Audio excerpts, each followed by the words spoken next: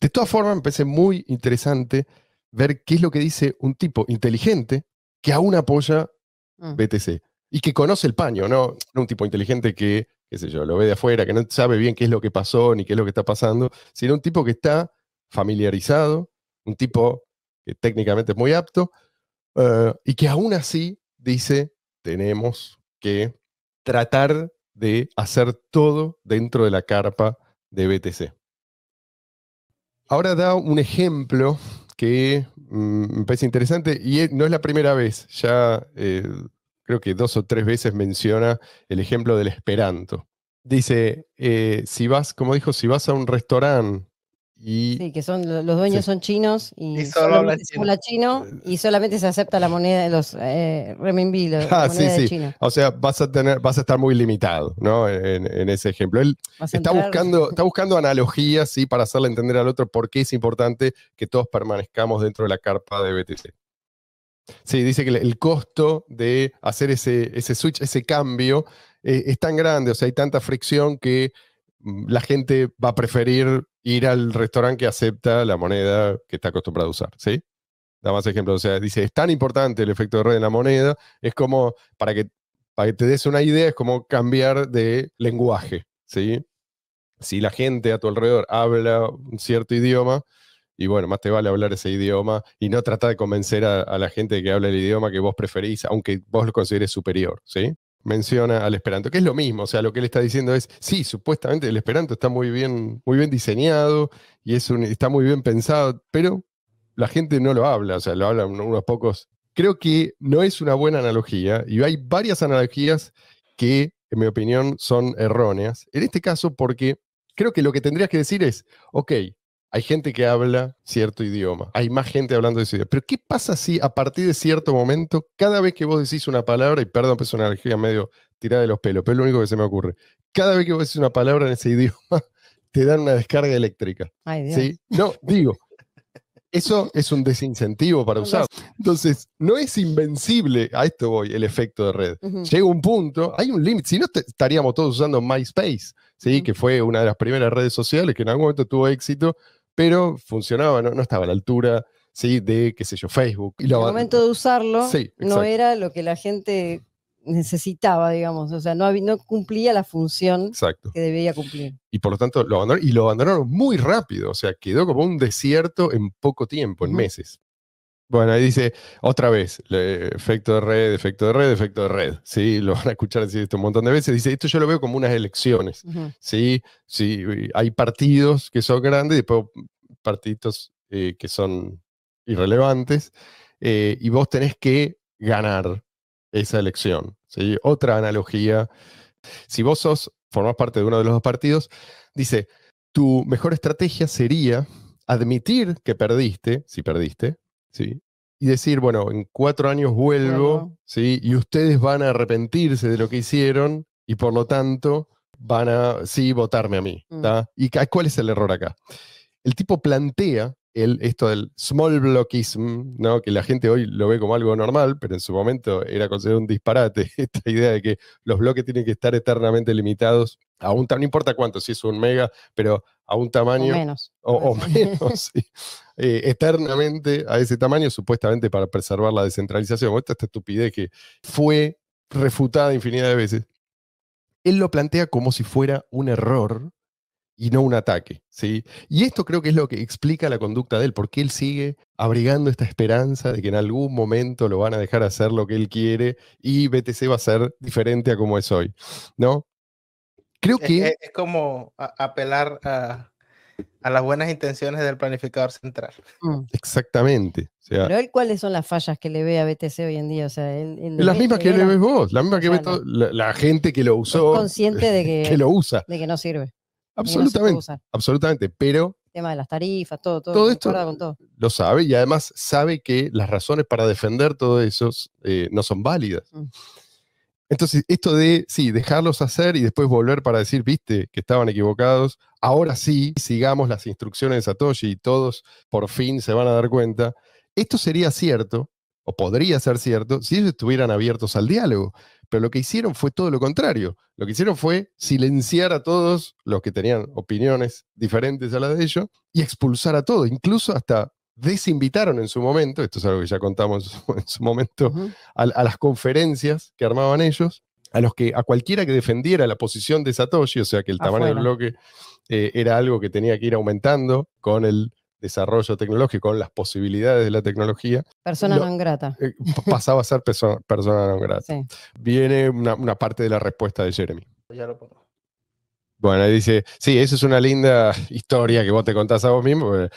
Tranquilamente podríamos tener una situación, ponele que pasaba eso que vos decís, ¿no? Que la gente decía, bueno, está bien, vamos a hacer lo que esta gente dice que hay que hacer y después volvemos unos cuantos años después a decirle a la gente, viste que en realidad teníamos razón nosotros, que Lightning Network no funciona, por lo menos en forma descentralizada, que no es una solución de escalabilidad, que no tiene presente los intereses de los mineros, todas estas cosas que nosotros venimos diciendo, y entonces, listo, ¿sí? Ahí los vamos a convencer a todos. Y bueno, dice, eso es una linda historia, pero ¿qué pasa si en realidad no pasa eso? ¿Sí?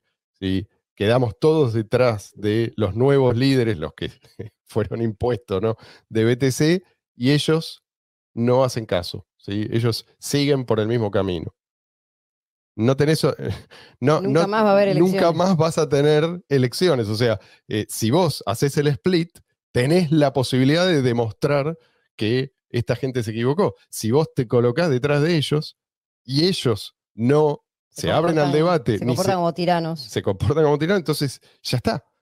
Y si fuera cierto, y si fuera como él dice, y todos hicieran lo que él plantea que hay que hacer, no más nuevas monedas, no más divisiones, ok, todo detrás de BTC, ¿qué pasa? ¿Qué tenemos?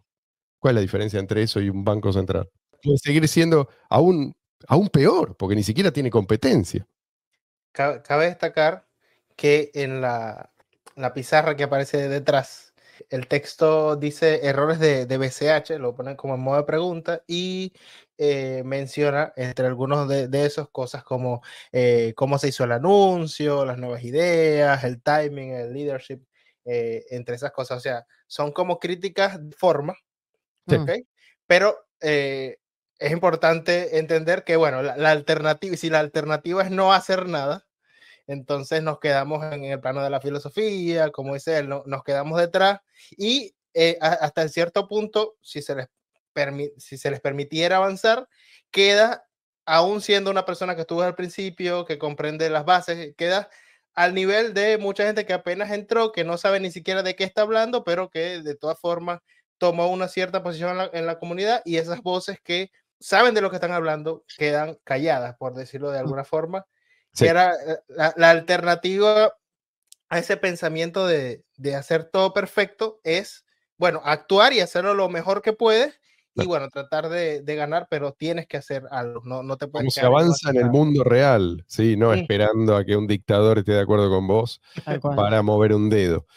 Y además otra cosa que no mencionó ni siquiera Jeremy ahí, es la deuda técnica, ¿sí? Que se vuelve impagable, que ya es impagable en el caso de BTC. No es que vos podés revertir, aún si cambia el liderazgo, no es que vos podés revertir todo eso, no es un sistema en funcionamiento. Hay muchas cosas que ya están arruinadas definitivamente en BTC. Sí, Luis. Que eso no quiere decir que no puedas aprender y que algunas de estas no sean críticas que se puedan considerar válidas. Total. Pero también hay que entender que hay condiciones que a veces son emergentes. O sea, esa es la situación, sobre esa situación es la que tienes que actuar y no hay otra forma. Ahora, si ves hacia atrás y ves la historia, de la historia puedes aprender, puedes actuar de una forma mucho mejor, pero si en el momento esas son las opciones y tomaste una de las mejores opciones que había, entonces lo hiciste bien. Sí, porque a veces también la situación, cuando apremia, cuando hay que hacer cierto cambio o cierto lanzamiento, lo que sea, viste que es la discusión de siempre, de el perfeccionista o el que dice, bueno, sigamos todo por el camino de las reglas, de las formas, de la prolijidad y qué sé yo, pero eso te puede llevar por ahí meses o años de al lanzamiento de algo. En cambio, en el momento de decir, bueno, esto tenemos que hacerlo así, lo hacemos de la mejor manera posible, sí, aunque haya errores o aunque después podamos corregir sobre la marcha. Los de Blockstream no decían, esto está mal. decían, este no es el procedimiento, claro, sí, claro. no, eventualmente vamos a considerar todas Claro. las opciones, sí, no, desde ya que el tamaño de los bloques, por supuesto que va a subir. Después dijeron absolutamente lo contrario, pero en el momento esa era la trampa. Entonces, la estrategia de Blockstream no se enfrenta debatiendo porque no aceptan el debate, No. nunca lo aceptaron. No. No es que no lo aceptan, es que se oponen violentamente, hacen absolutamente cualquier cosa con tal de no debatir. Entonces, ¿por qué te van a...? Él está asumiendo que te van a dejar una puerta abierta a la escalabilidad y a la adopción peer-to-peer, ¿sí?, de BTC. ¿Por qué? Si la única razón que los impulsó a ellos a infiltrar BTC es cerrar las puertas Claro. a la escalabilidad. Pero bueno. Ante ese escenario, o sea, es saltemos de este barco y vayamos a otro lado y sobre la marcha, bueno, si se hace de alguna manera desprolija, bueno, por lo menos sobre la marcha vamos corrigiendo, pero no sigamos en este rumbo de colisión. Sí, ¿Entendés? Claro. Saltemos significa salvemos el proyecto. Salvemos el proyecto. Sí. Salvemos el proyecto, sí. Porque pudiera darse la crítica, por ejemplo, alguien podría plantear la crítica, no, que quizás no debimos separarnos, etcétera. Existían otras opciones, pero veamos también cómo terminaron las otras opciones. En aquel momento de BCH, la otra opción que se planteaba era el 2X, en cierta forma liderada por algunas corporaciones, se sentaron con los tipos, se dejaron engañar, luego los desacreditaron medios que ya habían comprado y el 2X no llegó a nada porque ni siquiera en la fecha en la que se había planteado ya se había caído esa propuesta. Aún peor, dice, porque la gente estaba uniéndose cuando la censura era tremenda y todavía lo es. O sea, hoy ya no es tan necesario porque la gente que quedó ahí adentro no sabe lo que pasó, entonces no hace falta ejercer una censura de manera tan severa. Pero en su momento sí, hubo que sacar a casi todos, literalmente casi todos, no quedó nadie, ninguna de las personas pensantes quedó de ese lado. Y yo te diría, de los que estaban inicialmente, no quedó casi nadie. Entonces, él dice esto, ¿no estaríamos aún peor? Sí, que es lo mismo que estamos planteando nosotros. Todavía tenés las garras de estos tipos en los foros, todavía tenés la censura, vamos, y en ese momento era aún peor. ¿Cómo haces para luchar contra eso? La única alternativa que te dejan es salir. ¿Sí? Y seguir adelante con el proyecto de Satoshi. No es la tuya, es la de Satoshi Nakamoto. Dice, lo que yo creo que pasó es que mucha de la gente que era muy influyente en el large blockism, dice, como los partidarios de bloques grandes del lado de Bitcoin Cash, muchos anarquistas, gente que realmente no cree en la política. Sí, dice, si van a una biblioteca, ni siquiera creen que la ciencia política es algo real, es como, para ellos es el equivalente a, no sé, a la astrología. Pero sí, pero es real, sí.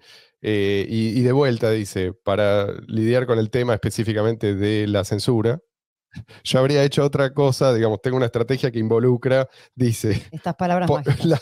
Acá la tríada... La trifecta pega. Política, efecto de red y teoría de juegos. Mezclas esas tres, batís al horno y te sale. Y se acaba la censura. Se acaba la censura, sí, dale, seguí. Ahora, acá lo que yo quiero mencionar es que él habla de efecto de red, ¿sí? Tiene razón, es algo importante, el efecto de red es algo muy poderoso, es difícil de contrarrestar una vez que ya está establecido, pero lo menciona como algo dado, ¿sí? Y acá me parece que él está tratando de hacer pasar desapercibida la película mostrándonos solamente la foto. Lo que está ignorando él es que si apuntaron a BTC en su momento fue precisamente porque ahí el efecto de red ya se había desplegado. Claro. ¿Sí? ¿Qué pasó durante ellos lo que hicieron, no es que ellos están ahí y ellos fomentan el efecto de red y por lo tanto hay que estar ahí. No, ellos lo interrumpieron. O sea, el efecto de red de BTC ahora sería pero muy superior, ¿sí? Siguiendo la hoja de ruta de Satoshi. Bueno, vamos a la respuesta. Si vos ves un gráfico de lo que es el efecto de red, vos verías que previo a Blockstream, el efecto de red venía subiendo, digamos, a cierto ritmo y de golpe se frena. O sea, de golpe empieza a enlentecer y se frena. Y eso lo ves en el market cap. Entonces, ellos usan la Sí. capacidad instalada, por decirlo de Exactamente, alguna manera. O sea, exactamente. usan Es como un gobierno socialista. claro, que- ¿viste? O sea, usurpo Sí. y uso el efecto y ahora digo, mirá, el efecto de red, el efecto de red es Sí. importante. Pero espera, ¿cómo lograste el efecto Sí, de sí, red? sí, O sea, sí. Es como invadir una. con el trabajo que hicieron los que estaban antes que vos. O sea, con el trabajo Sí, que sí, se sí. hizo antes, no con Sí, sí, tus sí. medidas que tomaste a partir de Invadir ahora. Constantinopla y decir, mirá qué linda arquitectura. No, boludo, la Claro, arquitectura la hicieron los que vinieron antes que vos. claro, Sí, claro. dale. No, se iba acelerando cómo subía el efecto de red, la actividad y el precio también. Exactamente. La cuestión también es que van a atacar cualquier cosa que tenga la posibilidad de alcanzar ese efecto de red. Así que en cualquier momento, por ejemplo, si BCH toma ese efecto de red, no tengan duda de que mágicamente van a cambiar de forma de pensar, van a entrar y una vez que estén dentro van a comenzar a sembrar ideas tal y como lo hicieron en Bitcoin BTC y van a hacer una estrategia parecida. Y otro factor que no nombramos, pero también hay que tener en cuenta, que es el poder de cómputo. Todo lo mismo, o sea, todo fue exactamente lo mismo. El efecto de red y el poder de cómputo. Venía Sí, de una manera, va todo de la mano. Sí, va el todo de la Porque son efecto de red, consecuencias. claro. el uso directo, el precio, el poder de cómputo, todo esto está estrechamente relacionado. Tal Sí, cual. ahí responde Jeremy. Dice, esto continúa, o sea, dice, en realidad no se trataba, el debate no era acerca de cuestiones técnicas específicamente, sí, seguí Luis. Sí, en realidad se trató de un sabotaje. O sea, hubo malos actores, sí, algunos, Actores dice, maliciosos, sí, sí. actores Claro, maliciosos. no fue un Deliberadamente. debate, no fue un debate ni siquiera de la forma, sino de sus formas. O sea, Ujú. se hace a su forma o no se hace. Que se potencia por un montón de gente naif que recién llega o que no entiende y que simplemente repite, y ese discurso termina siendo dominante. No fue lo ideal, pero era lo único que se podía hacer. Creo que dijo eso, no Sí, sí, o recuerdo sea, no exactamente. fue ideal el split, o sea, en Sí. sí, pero sí fue la única forma Sí, de que sí. sobrevivir. Sí, sí, o sea, no te gusta, ok, pero fue Pero el último recurso y lo único viable bajo esas circunstancias. Ajá. La respuesta de Paul, acá habla de la analogía del el voto y vos tenés que, o sea, hay un ganador y ese ganador se lleva todo, ¿sí? Prepárense para nueva analogía. Acá está la analogía de la fiesta, ¿sí? Hay gente muy popular en una habitación, en una fiesta, y los demás están donde están los populares. No importa, vos podés decirle a esta gente, no, pero mira que esta otra habitación está mucho mejor, tiene aire acondicionado, está mejor decorada, lo que vos quieras, ¿sí? La gente no se va a mover, es muy difícil mover a la gente, y eso cualquiera que haya estado presente en alguna fiesta sabe de lo que él habla. No, digo, la analogía parece buena, pero ¿cuál es el problema? Otra vez apela a la cuestión de la popularidad. No es una buena analogía y paso a explicar por qué. Esto se parece, creo que es una variación de la otra analogía del restaurante, no la del restaurante chino, sino la del restaurante que tiene una fila muy grande de gente. ujú, ¿Sí? ¿Viste? Cuando las tarifas se disparan porque está muy congestionada la red de BTC, te dicen, no, pero bueno, eso es bueno porque eso quiere decir que somos muy populares, claro, sí, sí, hay una sí, sí. fila muy larga. Bueno, si vos tenés un restaurante donde tenés que esperar entre varias horas y varios días para entrar, No sabes si vas a comer o no. claro, Hoy, y mañana. además te cobran 1000 veces más que en el restaurante de enfrente, ponele. O sea, vos podréis valorar mucho ese ambiente o valoras mucho la comida que te gusta mucho, ¿sí? A diferencia del de enfrente, pero la moneda en sí no es un bien de consumo. La moneda simplemente es algo que hace más eficientes los intercambios. Entonces, si la principal función de la moneda es reducir la fricción en los intercambios, eso que vos ves como algo bueno, en realidad No lo es, no solo no lo es es, lo o contrario. sea, es algo que mina el propósito único o principal de la moneda. ¿Tá? Entonces, la moneda no es así como lo presenta él, ¿sí? Como una marca de pertenencia a cierta élite, ¿sí? O a una secta, como él mismo dice. Si es mala moneda, se va a terminar desmonetizando. No importa, por muchos amigos que vos tengas en ese club, ¿sí? En ese restaurante, en esa fiesta, no importa. ¿Se entiende? Porque vamos, hay cuestiones que tienen que ver con, acá sí, ciencia monetaria, Ujú. no con popularidad, por más que lo que decíamos la vez pasada, ponerle que las bananas se vuelven muy populares, y a veces pasa, ¿viste? No sé, hay modas musicales que vos decís, ¿qué está pasando? Y así como vienen, se van. Y las bananas se pueden poner de moda también, pero ¿cuánto pueden durar las bananas usadas como moneda? ¿Sí? No importa si hay gente muy famosa diciendo yo solamente uso bananas, ¿sí? Renuncié a toda otra forma de dinero, no importa, eso no puede durar. ¿Sí? Si no entendés por qué, bueno, eh, anda, anda a usar BTC. Bueno, ¿por qué la de la fiesta entonces no es una buena analogía? De vuelta, porque a la fiesta vos, ¿a qué vas a la fiesta? A pasarla bien. Entonces, si en una habitación, ponele que él te está dando, la analogía te la dibuja como a él más le sirve. Pero lo cierto, digamos, lo más cercano a la situación de BTC es, acá tenés una habitación donde te torturan, ¿sí? Y está lleno de gente que le gusta, hay masoquistas. Ahí que van específicamente para eso a esa habitación. Hay gente, bueno, lleno no, digamos, hay algunos que están ahí. Ahora, ¿vos qué vas a hacer? En ese contexto, te vas espantado, ¿sí? ¿Qué es lo que hicieron muchísimos en cada pico de congestión? Se fueron, ¿sí? Y por eso es que BTC perdió market cap relativo. ¿Cómo explican esto? ¿Sí? Si es imposible de superar el efecto de red, ¿por qué no siguió en 97, 98% como venía antes de Blockstream? ¿Sí? ¿Por qué se desplomó hasta un 30% más o menos, incluso por momentos menos? Entonces, Paul dice, yo me quedo acá porque esto es lo popular y la gente elige lo popular porque otros a su vez eligen lo popular. Ya entendimos esta lógica. Pero hay una razón por la cual hicieron popular artificialmente a BTC. Recordemos que Bitcoin al principio era sumamente impopular. Lo hicieron después popular a fuerza de censura y desinformación. O sea, cuando Bitcoin al principio era uno solo y funcionaba bien, era impopular. Sí. Sumamente De impopular. hecho, los medios estaban en contra. Exactamente. O sea, el status quo estaba en contra. Entonces, ahora el desafío fue hacer popular un producto defectuoso.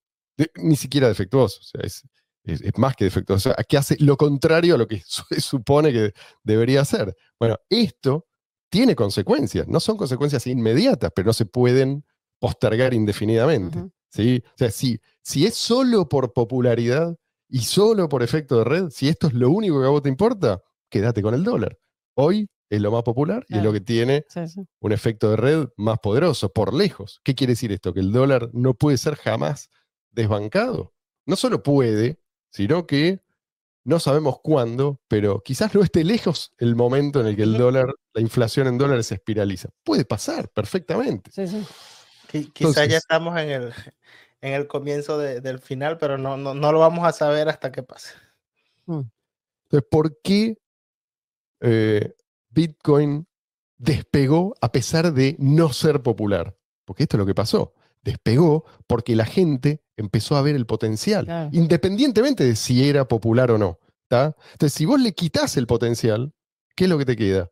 Te queda como la inercia de lo que alguna vez fue y eventualmente no te queda ni siquiera la popularidad.